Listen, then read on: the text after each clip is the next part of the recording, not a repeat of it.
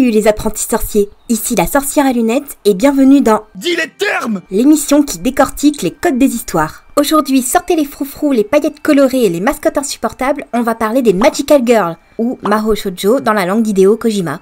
Ce terme, qui veut littéralement dire fille magique, désigne un sous-genre de la fantaisie japonaise dans lequel 1 à 5 jeunes filles se retrouvent dotées de pouvoirs magiques dont elles se serviront pour combattre le mal. Elles sont généralement guidées par des compagnons magiques qui rendraient très bien en peluche et utilisent leurs pouvoirs grâce à des objets qui rendraient très bien en jouets. Ouais, c'est vraiment un genre toyetique par excellence. Le terme lui-même nous vient de la Toei qui, dans les années 70, s'en servait pour désigner les clones de leur série Sally la petite sorcière, adaptée du manga éponyme de Mitsuteri Yokoyama. Les 10 clones incluent entre autres des titres comme Caroline en 1969, Mako la petite sirène en 70 ou encore Cutie Oni en 73. À chaque fois ou presque, on suit les aventures de très jeunes filles liées de près ou de loin à un royaume fantastique quelconque et qui utilisent la magie pour résoudre les problèmes de leurs proches, lutter contre un ennemi récurrent ou poursuivre une quête. L'aspect magique de l'univers est plus ou moins secret afin de tisser une sorte de complicité avec la petite spectatrice, et il n'y a pour le moment ni mascotte ni jouet magique dans le cahier des charges. Celle qui changera la donne est la série Mahou no Princess Minky Momo en 82, connue des plus âgés d'entre nous sous le titre. C'est elle qui pose les bases de la Magical Girl moderne, une princesse d'un autre monde, dotée d'une baguette magique qui rendrait très bien en jouet, guidée par 3 mascottes qui rendraient très bien en peluche, se transforme en adulte pour résoudre les soucis du quotidien et vit une crise d'ado symbolique qui lui fait perdre ses pouvoirs au milieu de la série jusqu'à retrouver la foi. Quoique dans le cas de Gigi, c'est moins l'adolescence que la résurrection le problème. Gigi aura des tas de petites sœurs, Creamy, Amy Magique, Vanessa ou la magie des rêves et plus encore. Elles forment la première vague de Magical Girls qu'on a eu en France pendant l'époque du Club Dorothée et partagent de nombreux codes récurrents. Des pouvoirs innés ou temporaires secrets qui doivent servir à faire le bien autour de l'héroïne, une origine soit humaine soit surnaturelle, des accessoires / compagnons magiques transformables en jouets, des séquences recyclables à l'infini pour les transformations ou les sorts, un costume iconique essentiellement composé de dentelles, de froufrous superflus et de jupettes, et bien évidemment les armes suprêmes que sont les bons sentiments et le pouvoir de l'amour. Elles étaient au départ les ingrédients pour des séries pailletées et toyétiques à souhait. Mais l'année 1992 arrive avec son lot de spandex, de maquettes en carton et de chorégraphies exagérées. Les Power Rangers, cette américanisation du genre des Sentai qui démontre leur potentiel d'attraction masculine et de produits dérivés. Et c'est en piochant dans les codes de ce genre aussi toyétique que réservé aux garçons que la Magical Girl se transforme en un modèle en jupette qui vient punir le mal au nom de la lune, j'ai nommé Sailor Moon, Sailor Moon.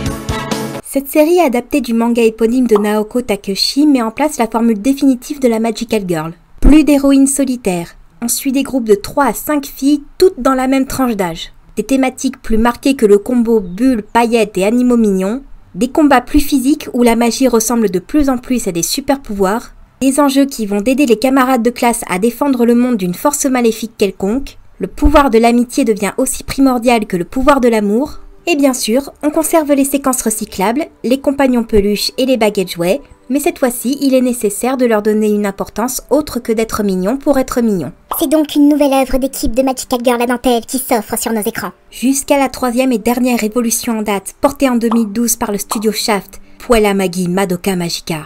Cette série en 12 épisodes écrite par Gen Urobuchi et réalisée par Akiyuki Shinbo lance l'ère de la déconstruction. Si les histoires commencent tout ou presque sur un ton aussi rose bonbon que d'habitude, très vite l'ambiance vire à l'horreur psychologique, à la lutte sanglante pour la survie et à la preuve par l'exemple que la vie d'une Magical Girl est en réalité 1000 fois plus épouvantable qu'on ne peut le penser.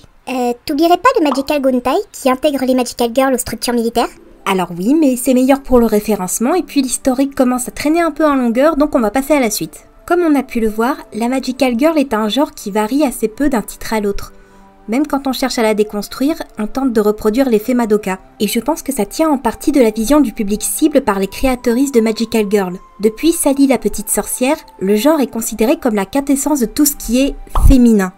La magie, les créatures graves choupies, les romances, les costumes adorables, les poses mignonnes, l'esthétique pailletée. À une époque où les perspectives narratives pour les filles étaient de se marier avec l'amour de leur vie, la Magical Girl était sans doute ce qu'il y avait de plus proche des histoires d'action pour filles. Et même si on peut lui reprocher de réutiliser tous les clichés sexistes imaginables, En plus de caresser dans le sens du poil des fans au penchant tout bonnement répugnant, si vous voyez ce que je veux dire, il faut également lui reconnaître une certaine forme d'égalitarisme.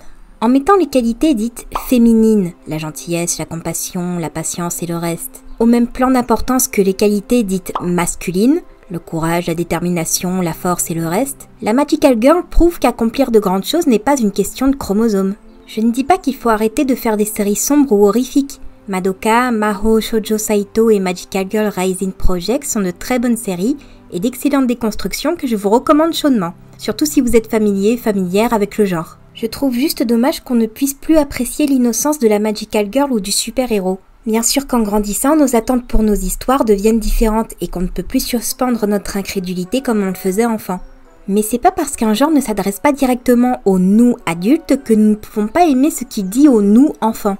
Parfois, une série mignonne qui s'adresse à nos émotions peut nous inspirer plus de réflexion qu'une série sérieuse qui ne s'adresserait qu'à notre raison. Même les séries les plus toyétiques, parodiques ou apparemment innocentes peuvent avoir un propos intéressant tant qu'on leur laisse une chance. Mais du coup, qu'en est-il des séries qui se complaisent dans l'esthétique de jouets à paillettes qu'on attend du genre? Très bonne question qu'on développera davantage dans notre redesign de septembre. C'est pas un peu facile comme teasing? En attendant, voici mes recommandations de séries Magical Girl pas piquées des hannetons.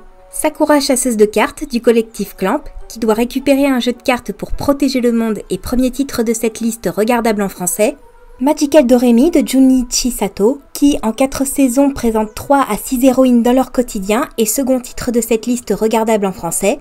Chocolat et Vanilla de Moyoko Hano, qui présente 2 petites sorcières à la recherche de cœurs de cristal et troisième titre de cette liste regardable en français. Le Royaume des couleurs de Reiuzo Fukunaga, qui suit une princesse capricieuse sur le chemin de l'amélioration personnelle et dernier titre de cette liste regardable en français. Tokyo Mew Mew de la regrettée Miya Ikumi et Reiko Yoshida, qui présente 5 filles qui cherchent à protéger la nature d'une invasion extraterrestre et premier titre de cette liste à privilégier en version sous-titrée. Sailor Moon de Naoko Takeuchi, classique parmi les classiques. Princesse Tutu, encore de Junichi Sato, plus méta qu'une série abrégée sur YouTube.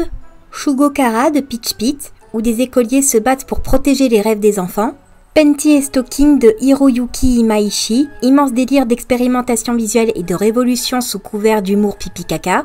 Magic Knight Rayheart, encore du collectif Clamp, qui est aussi un très bon isekai. Mirmo de Hiromu Shinozuka, où un lutin vient en aide à une collégienne pas très maline.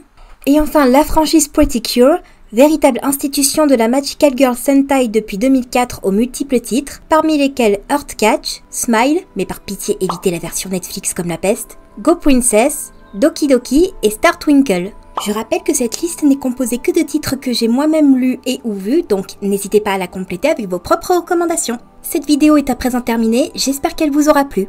Si c'est le cas, pensez à liker, partager ou à suggérer des idées de code à décortiquer dans les commentaires. N'oubliez pas non plus de vous abonner à ma chaîne et mes réseaux sociaux pour ne rien rater des prochaines vidéos. Je vous laisse rejoindre la sortie de l'atelier et rappelez-vous d'éviter de déranger le dragon en partant.